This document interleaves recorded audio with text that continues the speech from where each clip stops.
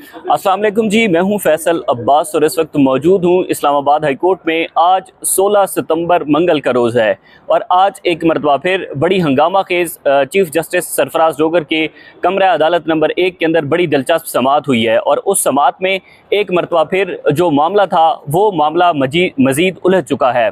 Chief justice Sarfaraz Jogar साहब ने case transfer करने से साफ इनकार कर दिया है और एक मरतबा फिर जो ईमान मज़ारी और चीफ जस्टिस सरफराज जोगर साहब के दरमियान तल्खी हुई थी वो मामला दिन ब दिन उलझता चला जा रहा है। गुज़िश्ता 24 घंटे के दौरान इस मामले के अंदर ऐसी डेवलपमेंट्स हुई हैं कि उन डेवलपमेंट्स ने पूरी इस्लामाबाद हाई कोर्ट को एक्सपोज करके रख दिया है। जो स्टेप लिए गए हैं, स्टेप वाइज लिए, हर घंटे के बाद नई सूरत हाल होती थी और उसके बाद आज अचानक एक जज साहब छुट्टी पर चले गए हैं। वो जज साहब छुट्टी पर क्यों गए, उसके पीछे क्या और कौन सी बड़ी वजह हो सकती है, ये भी आपको बताएंगे। लेकिन उससे पहले गुजारिश है कि कमेंट्स में अपना फीडबैक ज़रूर दीजिएगा। गुज़िश्ता बहुत सारी वीडियोस के अंदर हम इस्लामाबाद हाई कोर्ट से इस बात को रिपोर्ट कर चुके हैं कि चीफ जस्टिस सरफराज जोगर साहब ने ईमान मज़ारी साहिबा के साथ जो तल्खी की, जो उनको धमकी दी, वो नामुनासिब थी और उनके नामुनासिब रवैये पर पूरे सोशल मीडिया के ऊपर एक तूफ़ान बरपा हुआ। एक स्टेप वाइज चीज़ें चली और हमने सारी वो चीज़ें रिपोर्ट की। लेकिन गुज़िश्ता 24 घंटे के दौरान जो डेवलपमेंट्स हुई हैं वो डेवलपमेंट्स इंतहाई दिलचस्प हैं और उन डेवलपमेंट्स ने बराह रास्त तौर पर चीफ जस्टिस सरफराज जोगर साहब को एक्सपोज करके रख दिया है। उनको अपना ही एक फैसला 3 से 4 रोज़ के अंदर वापस लेना पड़ गया है। अब वो फैसला उन्होंने वापस क्यों लिया है? जाहिर है जो आज़ाद और दलेर जजेस हाई कोर्ट के अंदर हैं उन दलेर जजेस का खौफ है और उन दलेर जजेस का इतना खौफ है कि जो जजेस यहाँ पर ट्रांसफ़र करके लाए गए हैं उन जजेस के यहाँ पर जो है वो उनको इतनी हीट पहुँचती है, वो कहते हैं कि ऐसा ना हो कि निज़ाम को, ये दलेर जजेस को हीट पहुँचा दें। तो आज जो समाअत हुई है उस समाअत में आने से पहले गुज़िश्ता रोज़ इसमें हमने रिपोर्ट भी किया था कि डॉक्टर ईमान मज़ारी साहिबा ने इस्लामाबाद हाई कोर्ट से रिजू किया और ईमान मज़ारी साहिबा के जो शौहर हैं हादी अली चट्टा साहब, उन्होंने तकरीबन 3 घंटे लगाकर इस्लामाबाद हाई कोर्ट के अंदर एक शिकायत दर्ज की। और वो शिकायत किस तरह से दर्ज की? पहले वो एडमन ऑफिस के अंदर गए, रजिस्ट्रार ऑफिस में गए, रजिस्ट्रार ऑफिस ने उनकी शिकायत लेने से इनकार कर दिया। उसके बाद वो MIT ब्रांच के अंदर गए, MIT ब्रांच ने चीफ जस्टिस सरफराज जोगर साहब के खिलाफ हिरासमेंट की जो शिकायत है वो लेने से इनकार कर दिया। उसके बाद हिरासमेंट कमेटी की सरबराह जस्टिस समन रिफत इम्तियाज़ साहिबा को जो हादी अली चट्टा साहब हैं, हादी अली चट्टा साहब ने एक शिकायत वहाँ पर दी उनके ऑफिस को और उन्होंने बताया कि हमने रिसीव कर लिया। उसके बाद क्या होता है? उसके बाद इंतहाई दिलचस्प डेवलपमेंट्स होती हैं। अचानक हसन अयूब साहब एक ट्वीट करते हैं और वो ट्वीट ये करते हैं कि हिरासमेंट कमेटी की सरबराह जस्टिस समन रिफत इम्तियाज़ साहिबा नहीं रही और जस्टिस इनाम अमीन मिन्हाज साहब को हिरासमेंट कमेटी का सरबराह मुकर्रर कर दिया गया है। अभी तक कोई नोटिफिकेशन नहीं आता, इस्लामाबाद हाई कोर्ट की वेबसाइट पर कोई नोटिफिकेशन नहीं आया। इस नोटिफिकेशन से पहले हसन अयूब साहब ने ये ट्वीट कर दिया कि जनाब जो हिरासमेट कमेटी की सरबराह हैं वो जस्टिस समन रिफत इम्तियाज़ साहिबा नहीं रही, वो जस्टिस इनाम अमीन मिन्हाज साहब बन गए। अभी तक हाई कोर्ट की वेबसाइट पर कोई ऐसा नोटिफिकेशन नहीं आया था। तकरीबन टाइम था 8 बजे का।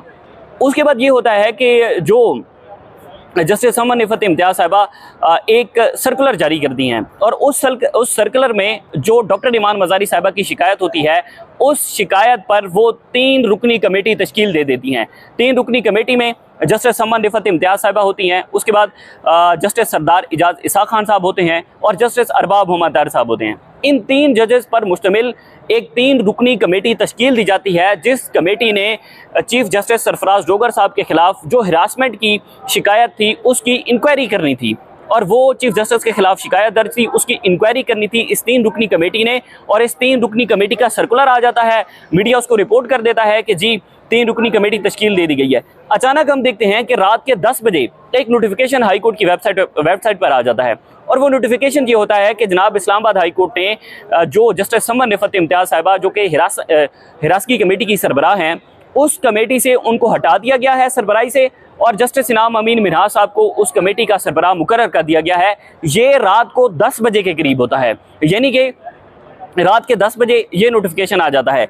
अब इसके अंदर जो सूरत हाल कुछ यूँ है कि जो जस्टिस समन रिफत इम्तियाज़ साहिबा को, चीफ जस्टिस को अपना ही फैसला किस तरह से वापस लेना पड़ा कि 17 जुलाई 2025 को बतौर competent authority work place harassment committee की सरबराह मुकर्रर किया था जस्टिस समन रिफत इम्तियाज साहिबा को चीफ जस्टिस सरफराज डोगर साहब ने, यानी कि खवातीन को अगर उनकी वर्क प्लेस पर हिरासा किया जाता है तो उस कमेटी की सरबराह 17 जुलाई 2025 को चीफ जस्टिस सरफराज डोगर साहब ने उनको मुकर्रर किया था। और फिर आप अंदाज़ा लगाएं कि 14 सितंबर को उन्होंने, जब उन्हीं के खिलाफ शिकायत दर्ज हुई कि उन्होंने खातून वकील को उनकी वर्क प्लेस पर हिरासा किया है, तो उनके खिलाफ जो कंप्लेन थी उस कंप्लेन पर उन्होंने क्या किया कि जस्टिस समन रिफत इम्तियाज साहिबा को वर्क प्लेस कमेटी की सरबराही से भी हटा दिया और अपना ही फैसला उन्होंने वापस ले लिया। यानी कि इतनी हैरानकुन और इतनी परेशानी की बात है। अब आज जो कमरा अदालत के अंदर एक मरतबा फिर उसी केस की समाअत थी जो केस इस सारे तनाज़े की बुनियाद बनता है। इस तनाज़े को हम बार बार इस वजह से रिपोर्ट कर रहे हैं कि एटलीस्ट इस बात को देखा जाए कि ख़वातीन के साथ जो ऐसा रवैया है वो नामुनासिब है, और ख़वातीन के साथ एक चीफ जस्टिस का ये रवैया कि मैं इनको पकड़ लूँगा, मैं इनके खिलाफ तौहीन अदालत की कार्रवाई करूँगा, इस तरह की धमकियाँ जो है वो किसी सूरत में काबिल कबूल नहीं है। अब आज एक मरतबा फिर डॉक्टर मारंग बलोच साहिबा, जो कि बलोच जगजाती कमेटी की सरबराह हैं, कमेटी की सरबराह क्या नाम ECL से निकलवाने की दरख्वास्त पर समाअत थी। याद रहे कि ये जो सारा तनाज़ा बना था चीफ जस्टिस और ईमान मज़ारी साहिबा के दरमियान, इस तनाज़े की वजह भी डॉक्टर मारंग बलोच साहिबा का वो केस था जो कि उनका नाम एग्जैक्ट कंट्रोल लिस्ट से निकलवाने का केस है।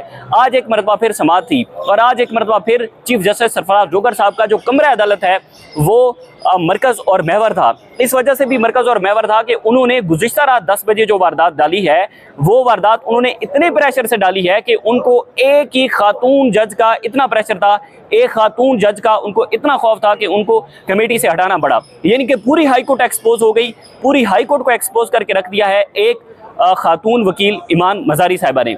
अब आज की समाअत जैसे ही शुरू हुई तो सबसे पहले जूनियर वकील डॉक्टर ईमान मज़ारी साहिबा से रोस्टम पर पेश हुए, और आज जो डॉक्टर मारंग बलोच साहिबा का केस है उसमें ईमान मज़ारी साहिबा पेश नहीं हुई और जूनियर वकील पेश हुए। उन्होंने कहा कि जो सीनियर कौंसल हैं, मेन कौंसल हैं इसमें डॉक्टर ईमान मज़ारी साहिबा, वो आज पेश नहीं हुई। चीफ जस्टिस सरफराज डोगर साहब ने कहा कि क्यों पेश नहीं हुई। उन्होंने कहा कि जनाब पहली समाअत पर, इस केस की पहली समाअत पर जो कुछ आपके दरमियान और डॉक्टर जो ईमान मज़ारी साहबा हैं उनके दरमियान जो कुछ हुआ उसको उस वजह से वो इस कमरा अदालत के अंदर पेश नहीं हुई, और उनकी ये इस्तदा है कि आप इस केस को ट्रांसफ़र कर दें, आप इस केस को ट्रांसफ़र करके किसी और बेंच के अंदर इस केस को मुंतकिल कर दें। चीफ जस्टिस सरफराज डोगर साहब ने कहा कि आप ये बताएं कि मेरे कमरा अदालत के अंदर क्या हुआ था। जूनियर वकील ने कहा कि सर सबको पता है कि क्या हुआ था। उन्होंने कहा कि यहाँ पर स्टेट कौंसल खड़े हैं, दीगर वकला खड़े हैं, ये सारे बताएं कि मेरे कमरे अदालत के अंदर क्या हुआ था। यानी कि चीफ जस्टिस सरफराज डोगर साहब आज बार बार ये पूछते रहे भरे कमरे अदालत के अंदर कि मेरे कमरे अदालत के अंदर क्या कुछ हुआ था। पता नहीं वो भूल गए कि उनके कमरे अदालत के अंदर क्या हुआ था। उन्होंने जो ईमान मज़ारी साहिबा को धमकी दी उसको भूल गए, या फिर उन्होंने बाद में एक ही केस के अंदर जो वजाहत दी थी, इतनी लंबी चौड़ी वजाहत, वो उसको भूल गए, या फिर वो जानबूझकर भोले बन रहे थे। क्योंकि ये खबर भी है कि उन्होंने ईमान मज़ारी साहिबा की फैमिली से रब्ता भी किया और उनको कहा कि इस मामले को रफा दफा करें। अगर कुछ नहीं हुआ था तो वजाहत क्यों जारी करना पड़ी? अगर कुछ नहीं हुआ था तो उन्होंने ईमान मज़ारी साहिबा की फैमिली से क्यों कांटेक्ट किया? अगर वो इतने आज कमरा अदालत के अंदर भोले बन रहे थे कि जनाब क्या हुआ था, उन्होंने 2-3 मरतबा जूनियर वकील से पूछा कि आप बताएं क्या हुआ था, तो उन्होंने कहा ये सब कुछ वाज़ेह है जो कुछ यहाँ पर कमरा अदालत के अंदर हुआ। तो उसके बाद जूनियर वकील की तरफ से ये सदा की गई कि आप इस केस को ट्रांसफ़र कर दें किसी और बेंच को। चीफ जस्टिस सरफराज डोगर साहब ने ये केस ट्रांसफ़र करने से साफ इनकार कर दिया है। उन्होंने कहा कि एक शिकायत की बुनियाद पर मैं इस केस को ट्रांसफ़र नहीं कर सकता, क्योंकि ईमान मज़ारी साहिबा सुप्रीम जुडिशल काउंसिल के अंदर हैं चीफ जस्टिस के खिलाफ, और वो हिरासा कमेटी के सामने भी उनकी शिकायत दर्ज है। उसके बाद तकरीबन 3 से 4 जो मुख्तलिफ बार्स हैं, बलूचिस्तान है, पेशावर हाई कोर्ट बार है, कराची बार है, लाहौर हाई कोर्ट बार है, उनके भी एलामिये भी चीफ जस्टिस सरफराज डोगर साहब के खिलाफ आ चुके हैं और उनको ओहदे से हटाने का मुतालबा भी किया गया है। तो चीफ जस्टिस सरफराज डोगर साहब ने आज की समाअत में कहा कि मैं इस केस को ट्रांसफ़र नहीं करूँगा, ईमान मज़ारी साहिबा जो है वो कमरा अदालत के अंदर पेश हों, और केस की समाअत गैर मुअय्यना मुद्दत तक उन्होंने मुलतवी कर दी है। यानी कि एक ही केस के अंदर डॉक्टर ईमान मज़ारी साहिबा जो हैं उन्होंने सारा ये जो हाई कोर्ट के अंदर एक सिस्टम है, हाई कोर्ट को जिस तरह से कैप्चर किया गया है, जिस तरह से ट्रांसफ़र जजेस को यहाँ पर लाकर जो खेल खेला गया है, उस सारे खेल को एक्सपोज कर दिया है। और सुप्रीम जुडिशल काउंसिल के अंदर जो ईमान मज़ारी साहब हैं उन्होंने शिकायत दर्ज करवाई है। उसके बाद एक और जज साहब हैं, उनका जिक्र करना इंतहाई ज़रूरी होता है कि जस्टिस अरबाब मोहम्मद ताहिर साहब, जस्टिस अरबाब मोहम्मद ताहिर साहब और जस्टिस सरदार एजाज इसाक खान साहब और जस्टिस समन रिफत इम्तियाज़ साहिबा, हिरासा कमेटी की सरबराह जस्टिस समन रिफत इम्तियाज़ साहिबा ने जो एक सर्कुलर जारी किया, उस सर्कुलर के अंदर उन्होंने 3 रुकनी कमेटी तश्कील दी। अरबाब मोहम्मद ताहिर साहब उस कमेटी का हिस्सा थे, लेकिन आज हैरान कुन तौर पर जस्टिस अरबाब मोहम्मद ताहिर साहब छुट्टियों पर चले गए। और जस्टिस अरबाब मोहम्मद ताहिर साहब छुट्टियों पर चले गए क्योंकि हिरासा कमेटी के अंदर उनको नॉमिनेट किया गया था, हिरासा कमेटी के मेंबर थे वो, और एक खातून को वर्क प्लेस पर हिरासा किया गया और जस्टिस अरबाब मोहम्मद ताहिर साहब एक मरतबा फिर पतली गली से निकल गए। पतली गली से मैं इस वजह से कह रहा हूँ कि इसका सारा एक माजी है। माजी क्या है? माजी कुछ यूँ है कि हमने देखा कि ख़त लिखने वाले जजेस 6 थे, justice Mohsin Akhtar Kayani, justice Babar Sattar, justice Sardar Ejaz Ishaq Khan साहब, जस्टिस अरबाब मोहम्मद ताहिर साहब, जस्टिस समन रिफत इम्तियाज़ साहिबा और जस्टिस तारिक महमूद जहांगीरी साहब। 6 जजेस है और इन 6 जजेस में से जब इस्लामाबाद हाई कोर्ट में एक डिमोलिश स्क्वाड, जिसको जस्टिस सरदार एजाज इसाक खान साहब डिमोलिश स्क्वाड कहते हैं, उस डिमोलिश स्क्वाड को जब यहाँ पर ट्रांसफ़र किया गया तो उसके बाद जस्टिस अरबाब मोहम्मद ताहिर साहब भी उन्हीं जजेस को प्यारे हो गए जो जजेस यहाँ पर ट्रांसफ़र होकर लाए गए थे। और उन्होंने जो ख़त लिखने वाले जजेस हैं, ख़त लिखने वाले जजेस से वो पीछे हट गए, उनकी पीठ के अंदर उन्होंने छुरा घोंपा। दिलचस्प सूरत हाल तब बनी जब इस्लामाबाद हाई कोर्ट का 3 रुकनी लार्जर बेंच, जिसमें जस्टिस मोहसिन अख्तर कियानी, जस्टिस तारिक महमूद जहांगीरी और जस्टिस अरबाब मोहम्मद ताहिर साहब पर मुश्तमिल 3 रुकनी बेंच जो बलोच लापता अफराद हैं उनकी माओ बहनों की दरख्वास्तों के ऊपर समाअत कर रहा था।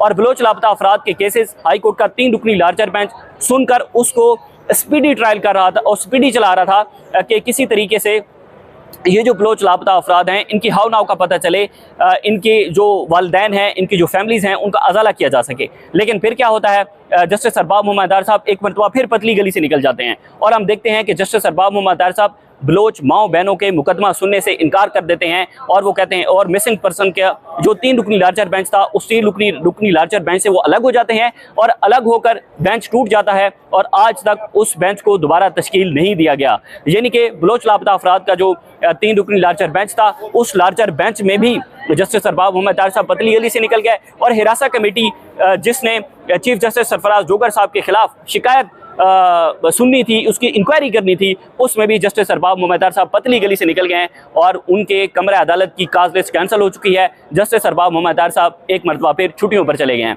यानी कि ये एक पूरा सिस्टम है जिस सिस्टम को ईमान मजारी साहिबा ने एक्सपोज करके रख दिया है। और इस हवाले से ये जो आज की समाअत थी, इस समाअत में भी चीफ जस्टिस सरफराज जोगर साहब की जो परेशानी है वो वाज़ेह थी।